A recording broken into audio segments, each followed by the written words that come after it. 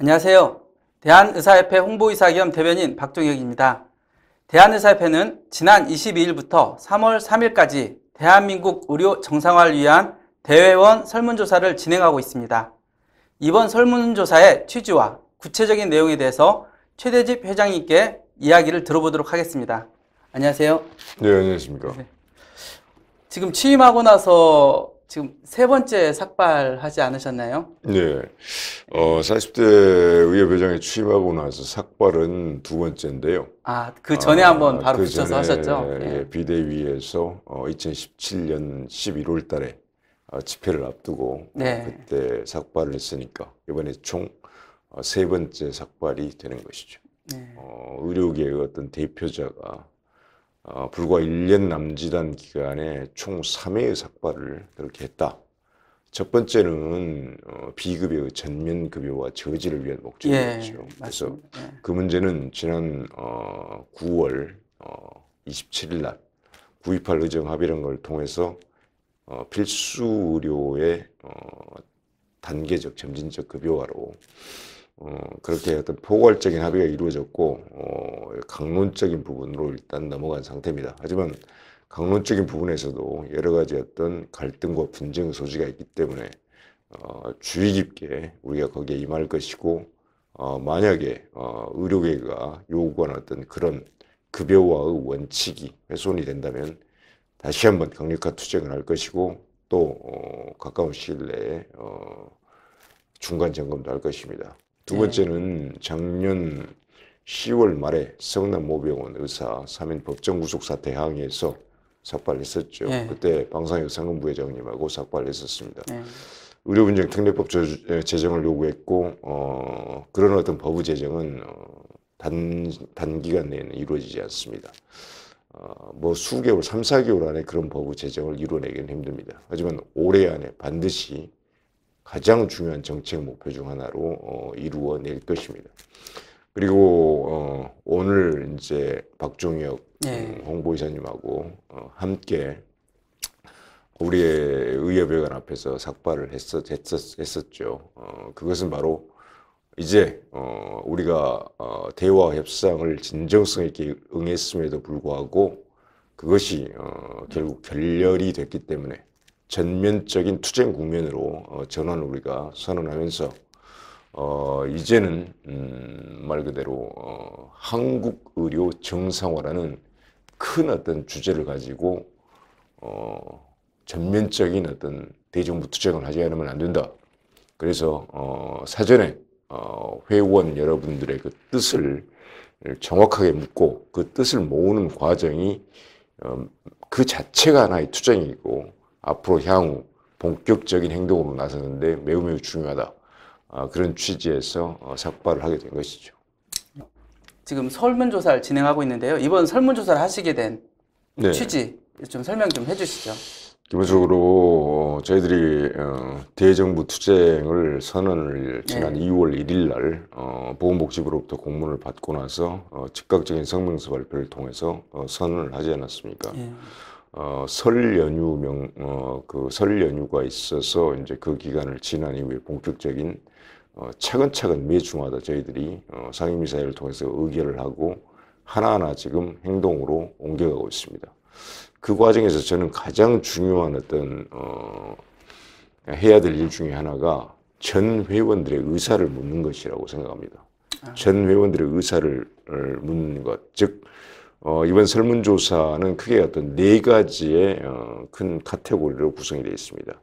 지금 현재 의료 현안에 대한 우리 의사회원 선생님들의 이해도가 얼마나 되는가 하는 항목들이 총 18개 문항 중에서 몇 가지 들어가 있고 그리고 의협 현재 의협 회무에 대해서 어느 정도 알고 계신가, 현재 진행되는 상황들을 의협에 대한 이제 회무에 대한 관심도 그런 부분이 몇 개 들어가 있고 그 다음에 이번 투쟁에서 무엇을 정부에 제시해서 우리가 관철을 해내야 될 것인가 하는 투쟁의 주요 아젠다에 대한 또 질문들이 들어가 있습니다.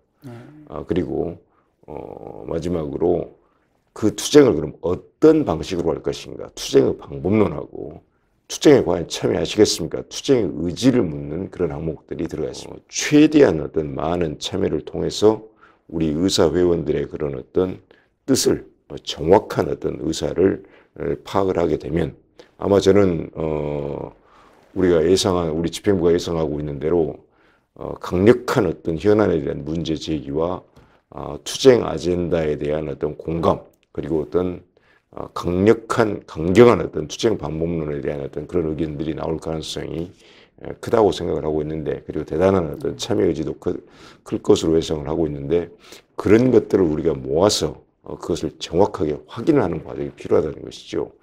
그런 어떤 결과들이 회원들의 어떤 단합된 그런 의지들이 확인이 된다면 집행부가 직접적인 어떤 투쟁, 구체적 행동으로 차근차근 올라가는 데 있어서 가장 큰 동력이 될 것으로 생각을 하고 있습니다. 아무튼 최대한 관심을 갖고 적극적으로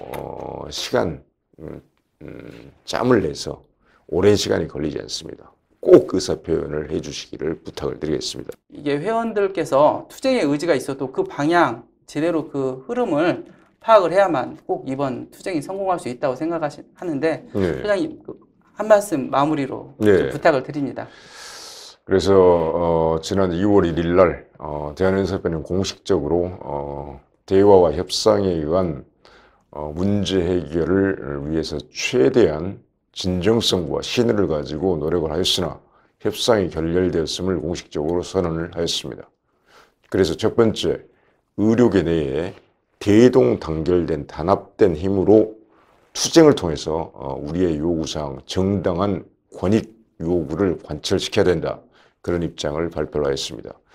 그런 일련의 과정 속에서 전체 의사회원들의 뜻을 확인하고 그런 뜻을 우리가 한데 모아서 투쟁 앞으로 구체적인 계획을 세우는 그것이 가장 중요한 과정 중 하나입니다. 그래서 이번 설문조사가 매우 중요한 것입니다. 최대한 많은 우리 의사회원 선생님들께서 참여를 해주셔야 합니다. 간곡하게 부탁의 말씀을 드리겠습니다. 두 번째는 의료계와 뜻을 함께하는 직능단체, 사회단체, 전문가단체, 학술단체 등등 정책적 연대투쟁도 동시에 진행을 할 것입니다. 우리는 정당한 요구사항이 관철되지 않는 이상 물러나지 않을 것입니다.